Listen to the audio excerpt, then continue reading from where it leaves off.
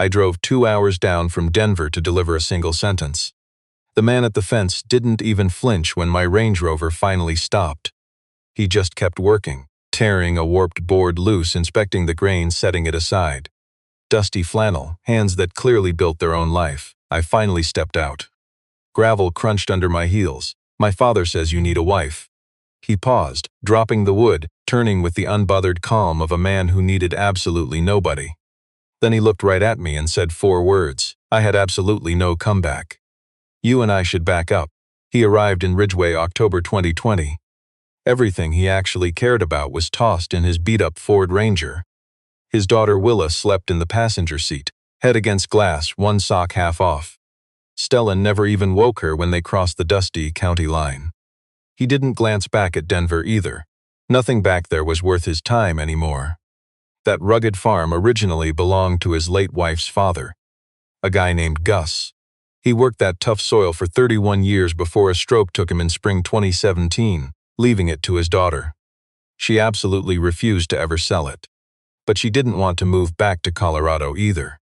So the place just sat there, fence posts leaning, fields overgrowing, the old barn roof slowly patching itself with deep orange rust.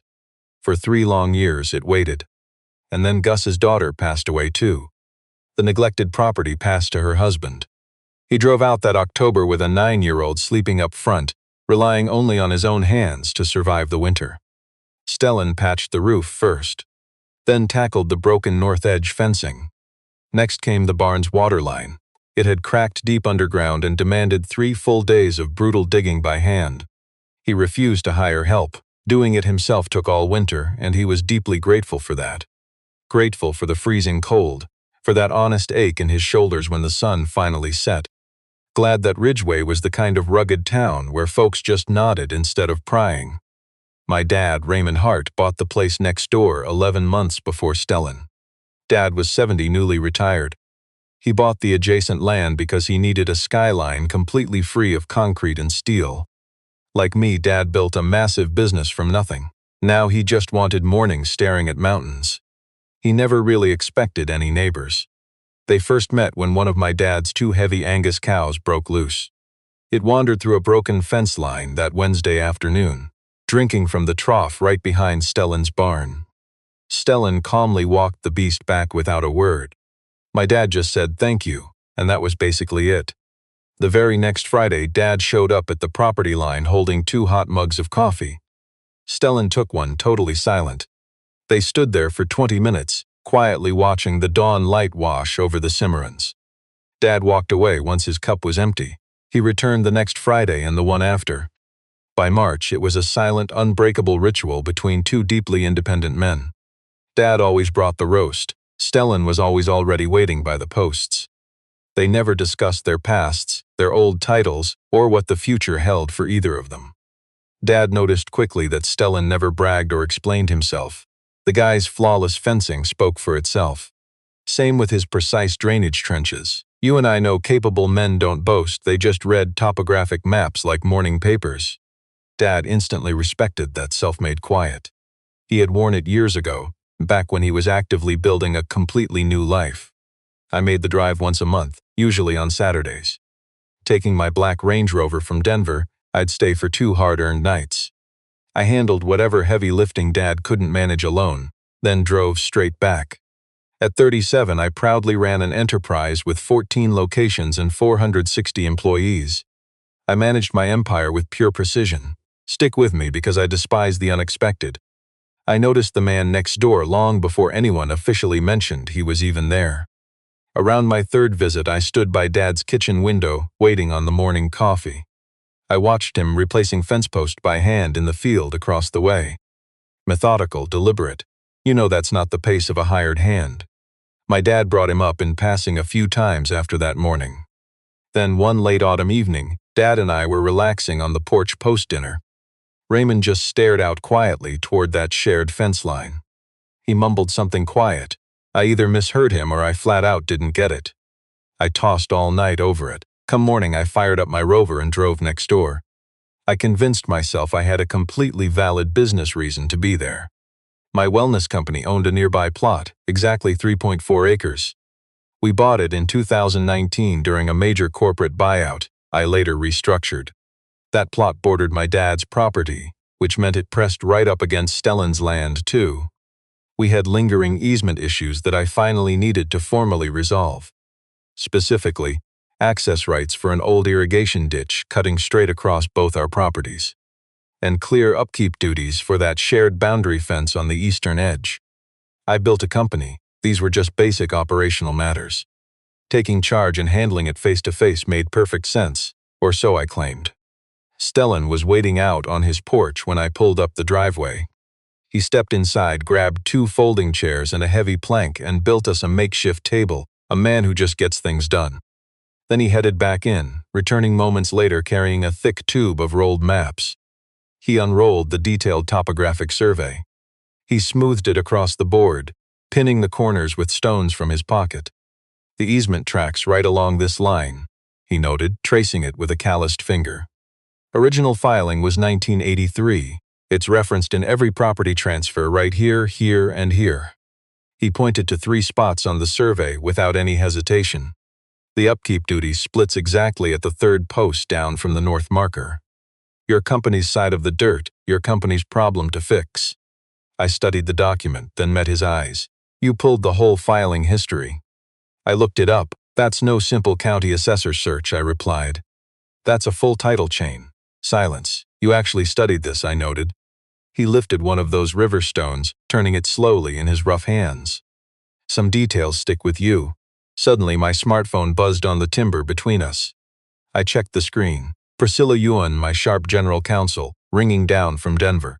I answered fast. I'm down in Ridgeway, I said. Can I call you back? A brief pause echoed on the line, barely half a breath. Ridgeway? Priscilla asked. Something shifted very quietly underneath her usual professional tone. Then, of course, whenever you're ready, she ended the call. I put my phone down. I completely missed that subtle pause. I completely missed how Priscilla's tone fell flat for just a split second.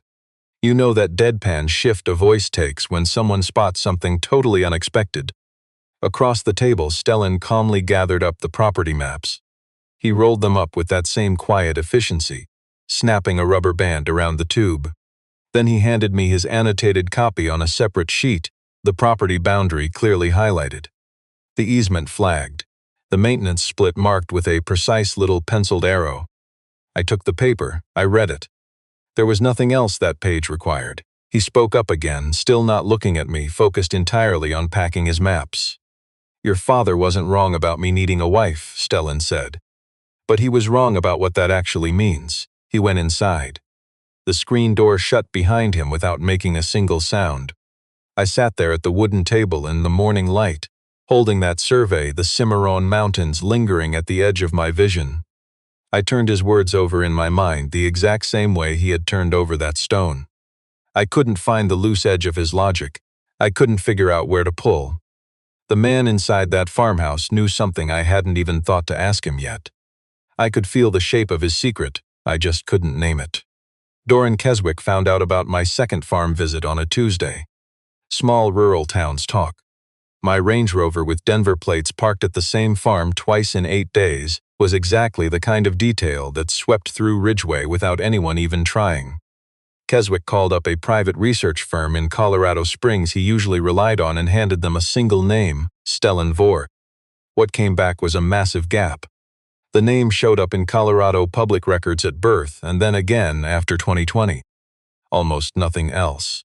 No business registrations, 0 professional filings, and absolutely no civic board memberships. Just a property deed for the Ridgeway farm, a truck registration, and a library card. Keswick read that background report twice. In business, you and I know a professional void like that means one of 2 things. Either he had failed spectacularly and retreated, or he'd succeeded massively and disappeared on purpose. The first type was completely harmless. Keswick authorized a deeper pull, hiding the expense in a discretionary account he managed entirely without corporate board oversight. I meanwhile drove back to Ridgeway on Friday with that annotated survey in my bag and an excuse I had rehearsed twice. I told myself I'd made a copy at my Denver office and caught a tiny error in the parcel boundary notation. Just wanted to confirm it against the original. It was a weak excuse. I chose not to examine it too closely. Stellan was working on the north fence when I arrived. A section running right along the dry creek bed, where the heavy posts had been sinking into the soft bank for years. I parked and walked right out to him. We walked the fence line together. Me in designer heels entirely wrong for the dirt terrain, him politely choosing not to comment. He pointed out exactly where the creek bed had shifted 16 inches east, taking a thin strip of soil with it over the past decade and completely undercutting 3 wooden posts. He had already staked the new line. He'd reset the posts before the hard ground froze. Most people only see what is flowering, he told me, crouching down to press his bare thumb into the soft earth near a post. They miss what is moving underneath. I honestly wasn't sure if he was still talking about the fence. Without even planning to, I asked him about his wife. You know how it is. I only let the question slip because I was staring out at the mountains, not directly at him. He never broke his stride. She was brilliant, he told me. Made everything look effortless, he said, even walking away. No bitterness in his voice at all, just stating a plain fact about the weather. It happened, now it was just part of the scenery. I stayed perfectly quiet. Any words from me would have just cheapened the heavy silence he left hanging there instead. We were nearly back to my truck when the farmhouse door swung open. Willa stepped out, holding a plate draped in a simple towel. She was 9 years old and moved with that steady calm of a kid forced to read rooms way too early. She spotted me and just froze. She sized me up for 3 solid seconds, blank-faced, before walking straight to her dad with that plate. Ham and cheddar, she announced. I made 2. Stellan grabbed one of the halves. He shot me a quick, level look, a silent offer if my executive instincts were reading it right. I took the other half. Willa gave a single firm nod, then marched right back inside. Much later, sitting in my dark car with the engine cut, I just stared at his farmhouse. That kitchen light was the very last one to finally shut off. I actually ate the sandwich. I never planned on sticking around out there so long. I sat there for minutes after it went pitch black. Honestly, I couldn't have even told you exactly what I was sitting out there waiting for. Dad called me into his study later that evening. He only did that when something was brewing. He sat in his old leather window chair, the same one he hauled from his Denver law firm years ago. I perched right across from him on the edge of his ottoman. It was the only spot in the room that faced him head-on. You've visited Stellan's farm twice now, he noted, just handling some property easement questions. You and I both know that look. He stared at me patiently, just waiting for my airtight defense to expose its own weakness. What did you actually say to him? I pressed. That other night out on the porch. What was the whole sentence? I said what I said, Dad. He went quiet for a beat, looking right past my shoulder toward the dark glass. Outside, the sky was crystal clear and pitch black, the kind of heavy dark you only find miles off-grid. I've watched that man for nearly a year, my dad finally said. You know what he never does? Try to explain himself, not a single time. He rebuilt his entire barn roof without bragging to a soul about where he learned how to swing a hammer. The man runs math in his head that most people need 3 heavy software platforms to crack. And he never once drops lines like, back when I used to, or in my previous life, or any of that talk people use when they want cheap credit for what they sacrificed. Dad settled deep into his chair. I walked away from the law at 35, he muttered. Walked away from a massive partnership track in Denver to open a wellness center in a Fort Collins strip mall with $18,000 and 0 guarantees. Your mother stood right there in that empty parking lot and didn't ask one question. She only asked, what do you need me to carry? I remembered that family story. I'd heard it before, just never with those exact sharp details. I spotted something real in him, my dad said plainly. The look of someone who built his own proud life. So why send me over with a line you knew I'd read wrong? He smiled softly. Because you'd have found an excuse not to go.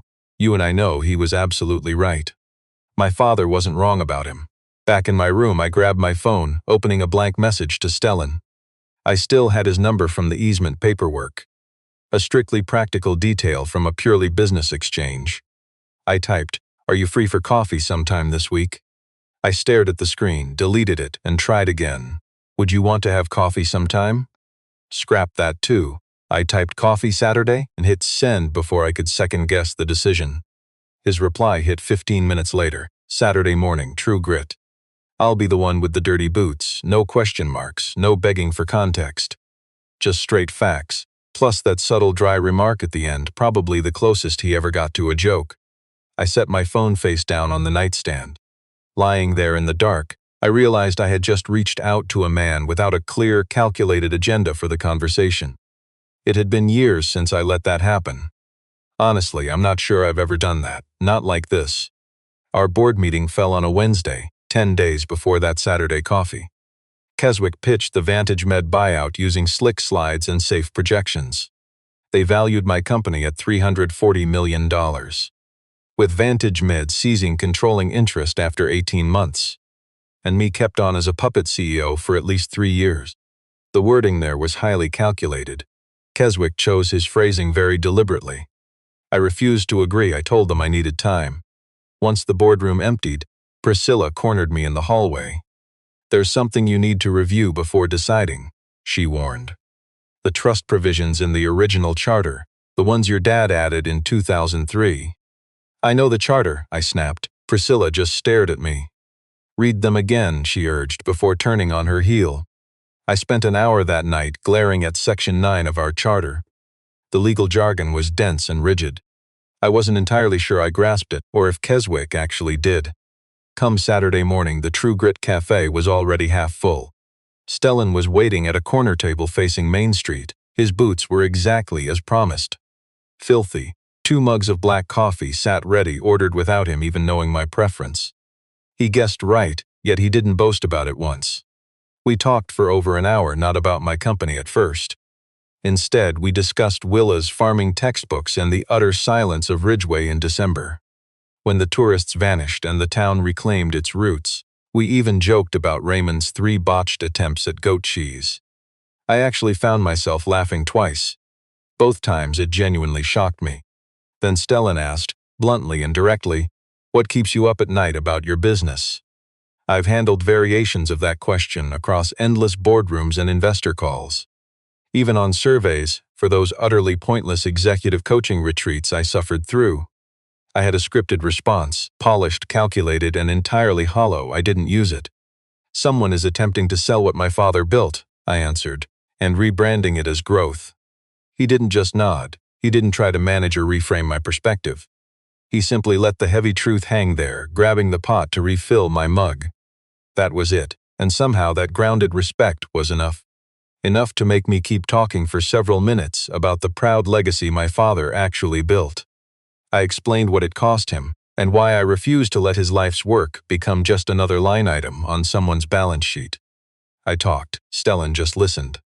Outside, a stray dog crossed Main Street, vanishing quietly between 2 parked delivery trucks. Afterward, I stood alone on the freezing sidewalk, gathering my own strength before driving off. Priscilla knew a charter detail I had somehow missed, and then there was Stellan. A man who never explained himself.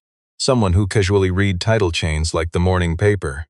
He had listened to me like a man who respected someone defending their own terrain. I drove back to Denver, letting those heavy thoughts ride shotgun beside me.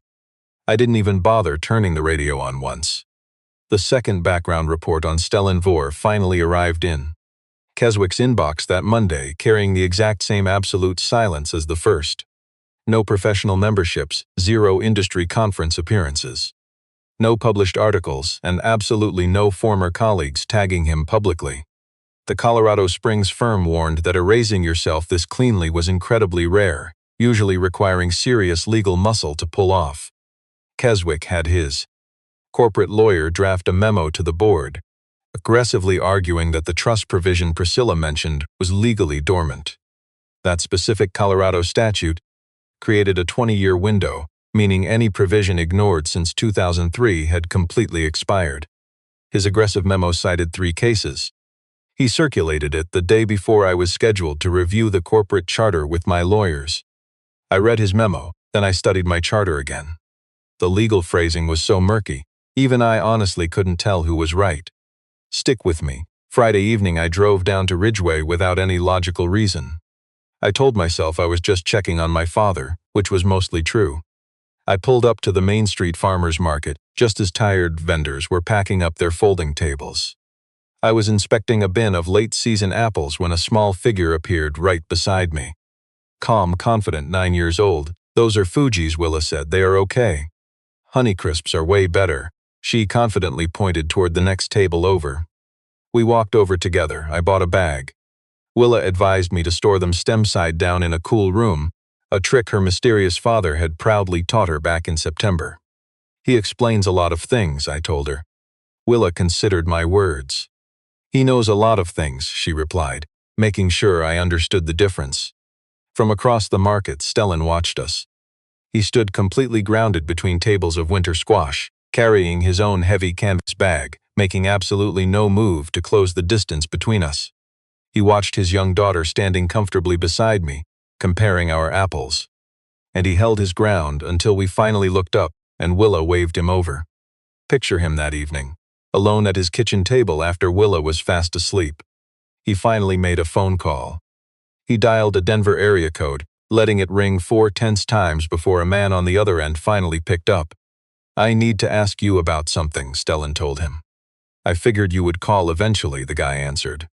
He asked about Heart Wellness Group, probing those charter provisions from 2003. He asked about the exact legal trap Keswick's lawyer built, and specifically about Doran Keswick. I later learned his contact knew 2 of those 4 facts. It took them 20 hard minutes to unravel the 3rd. "That provision never expires," his guy finally confirmed. His guy confirmed Keswick's Colorado case was reversed in 2016. "The reversal is buried. You have to know to look." Stellan just stayed quiet for a moment. "Going to tell her who you are?" the guy asked. "Not tonight," Stellan replied. Saturday morning before 7, he drove 2 hours to Denver, his first trip in 4 years. He parked 2 blocks from my corporate headquarters on 17th Street. He walked right through the main entrance, leaving a plain envelope with my front desk staff. Inside was a brilliant 2-page analysis he'd written by hand.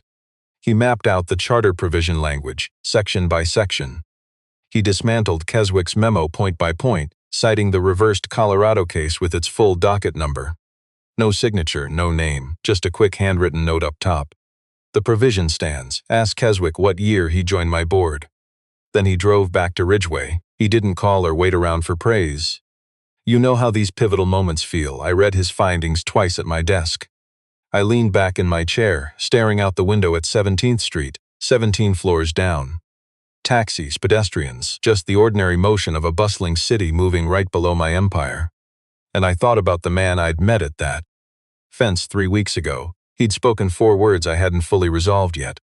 He was long gone. I didn't need a savior anyway. That afternoon, I pulled the corporate records to verify Keswick's start date. 2019. 14 months after Dad quietly extended the charter provision during a routine annual filing. He kept it out of the minutes, a quiet shield he hoped we'd never actually need to use.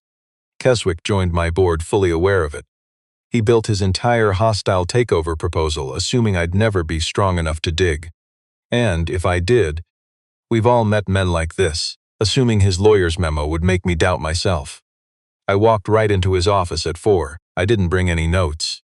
"You knew about the trust provision when you joined," I said coldly. "Camille, the memo covers this. That provision is legally dormant. Your Colorado case was reversed in 2016. A brief tense pause followed. Then he sneered.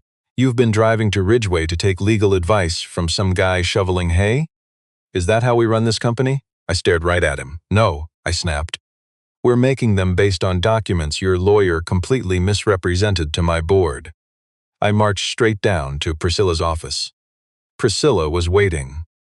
On her desk, already laid out, were the minutes from an internal leadership meeting in 2022. 8 months before I proudly took over as CEO, right in the 5th paragraph. Drafted by Doran Keswick, complete with 3 co-signing signatures. A strict recommendation to keep me entirely in the dark, claiming it would just complicate my executive transition. 3 of my board members signed. I read it twice. The room was dead quiet. You and I both know what true strength is. I drove west, skipping Dad's property, heading straight for the farm to meet an equal. I didn't stop for gas. I drove the full 2 hours and 50 minutes in dead silence. Above me, the sky faded from orange to pitch black. You know the feeling of driving alone. Passing Stellan's farm, the only lights were stars and his single porch lamp.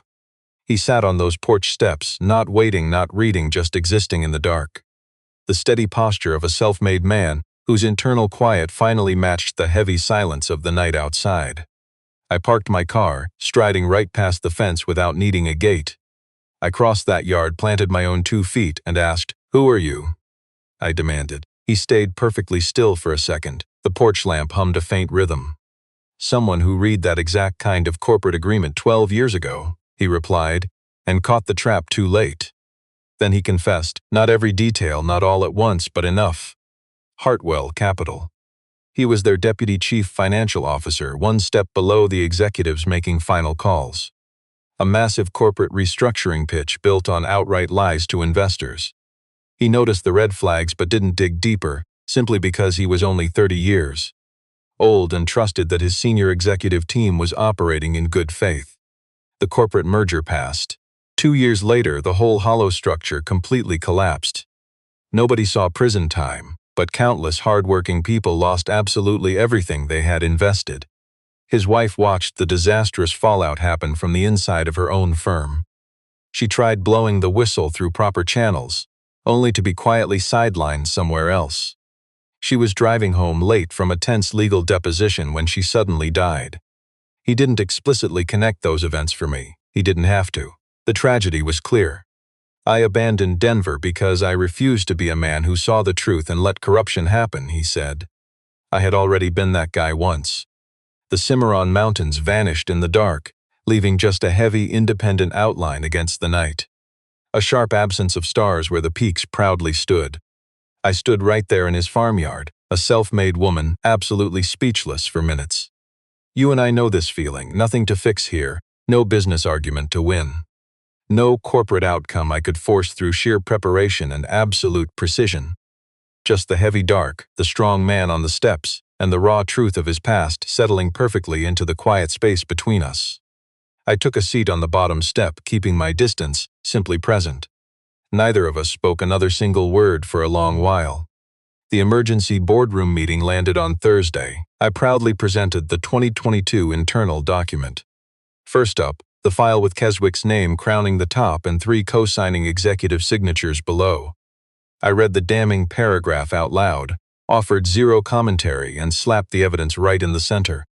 The entire room went dead quiet. 2 of the 3 directors who signed it immediately demanded to consult their attorneys before proceeding. The 3rd executive quit on the spot, sliding her company credentials across the polished wood, leaving without a single word. The remaining 2 tendered their resignations before business closed. That left us 7 voting members. The formal motion to block the Vantage Med acquisition came from our most senior independent director, a tough woman named Frances Alcott, who served on this executive board since Raymond's 3rd year. The final tally hit 7-2, officially crushing the bad deal. Keswick's cronies were the only 2 holdouts. We outvoted them, and you and I know that kind of power play destroys any future survival here. Keswick was suspended from his chief operating officer role pending review. I got the independent audit authorized right before the remaining board adjourned. Those auditors finally had access to his unchecked discretionary accounts from the past 6 years. Later that evening, I called my father. I laid out my victory, the vote, the document, Priscilla, and the reversed case that destroyed Keswick's argument. Raymond listened without a single interruption. When I finally finished, he stayed quiet for a moment. I knew Priscilla would find the right moment. You knew about the document. I knew she'd been watching. She's been watching for 11 years. I paused. Are you all right? I think so. Good, come see me this weekend. Hanging up, I sat alone in my car outside the Denver corporate office. I drove west past the city into the dark mountain corridor, finding myself on the gravel road right in front of Stellan's farm, though I hadn't made a deliberate decision to be there. His porch light was still burning. Through the kitchen window, I spotted a warm block of light and the steady silhouette of Stellan at his counter. Just to the left, little Willa sat reading at the table, her book propped casually against a water glass. I held my ground at the gate. Suddenly, the kitchen light shifted. Stellan turned. Maybe he caught the heavy crunch of my tires on the gravel because he stepped out onto the porch. He met my eyes across the yard. He didn't say a single word. He stepped back inside, returning moments later with a folding chair tucked under his arm. He set it open on the porch beside his own. I walked up and sat down. 15 minutes later, Willa joined us with her book and water glass. Settling on the steps below like this was perfectly normal, as if there had always been 3 chairs waiting. The Ridgeway sky blazed with stars, far more than I ever saw back in Denver. Way more than I remembered from those early childhood visits.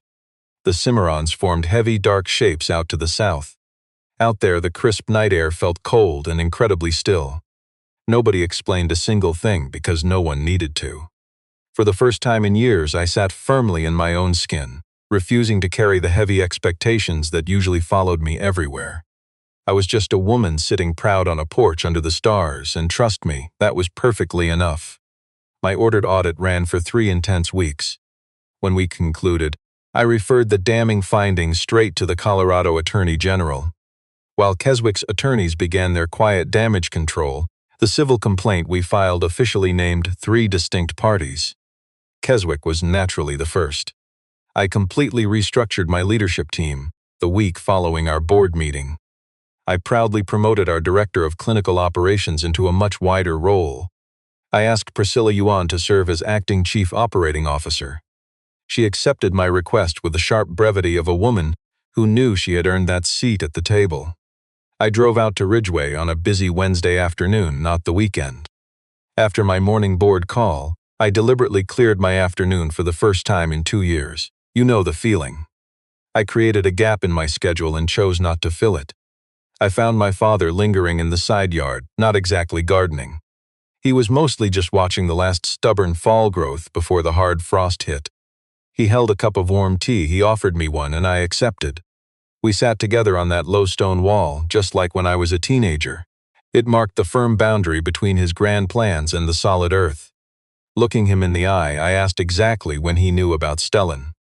Month 3, my dad noted. An old Denver colleague called, asking if I knew a guy named Vore who relocated out to Horry County. Heard it through 3 mutual contacts. Dad turned his teacup. I never told a soul, not even Stellan. He had no clue you knew. No, why keep it from me when I visited? Dad stayed quiet, not out of hesitation, but to craft a very deliberate answer. Because you would have judged his resume, completely missing the actual man, he replied. You would have run checks. You'd have formed a solid stance before ever speaking to him. I sat with that.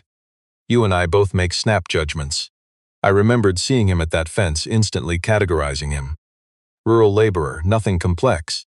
And how every single visit since became a quiet lesson in unlearning that arrogance.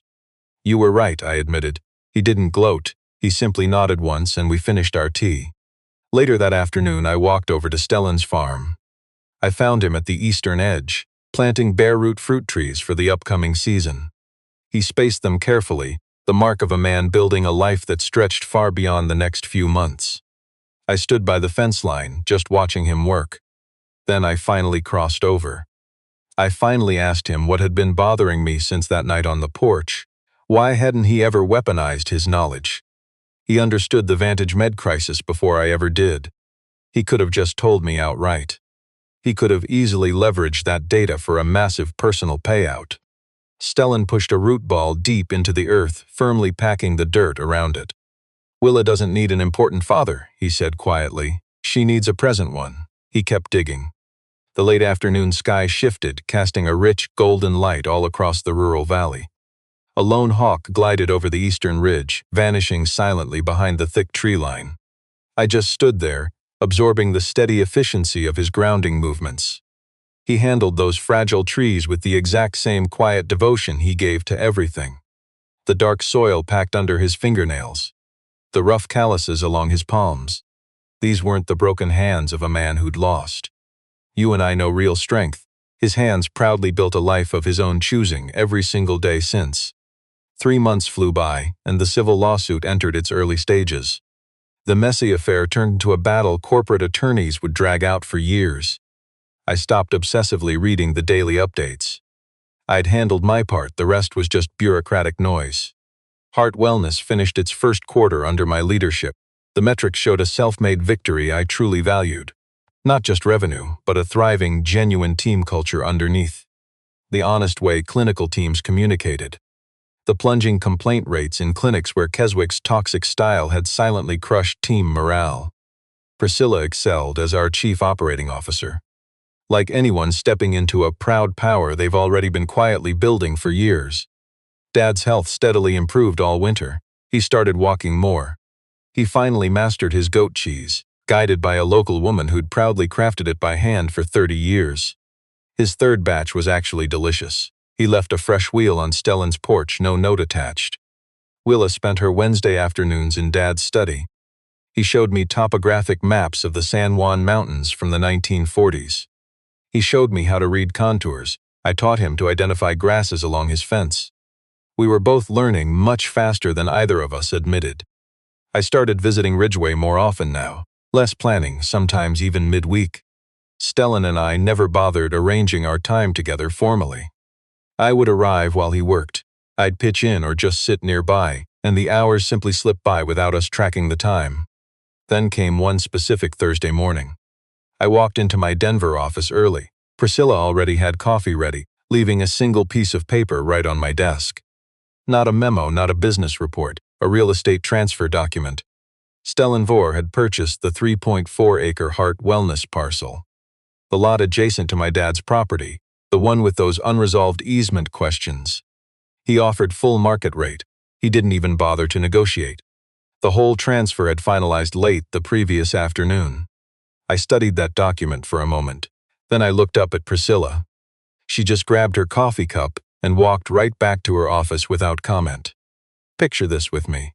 Late March Friday, sun hanging over the western ridgeline as I steered my car onto his gravel road. I parked by the fence and walked straight out to that shared boundary line.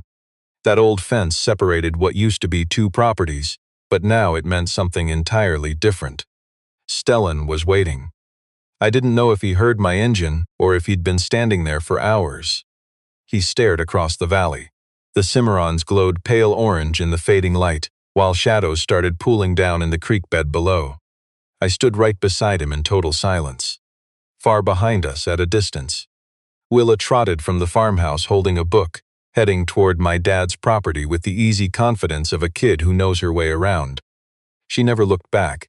In the distance, my dad stepped onto his porch and sat down. He watched us standing together at that fence line as equals, and he stayed right in his chair. The sun sank lower. Those mountains held their bold color for a bit, then finally softened.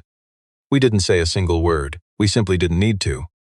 We had no big announcements, no dramatic declarations, and absolutely no moment that required a label. Just two proud people standing by a fence we never had to negotiate over again. Standing in that fading Friday light, with absolutely nowhere else either of us needed to be. Neither of us was desperately looking. You know, that's exactly why we found each other.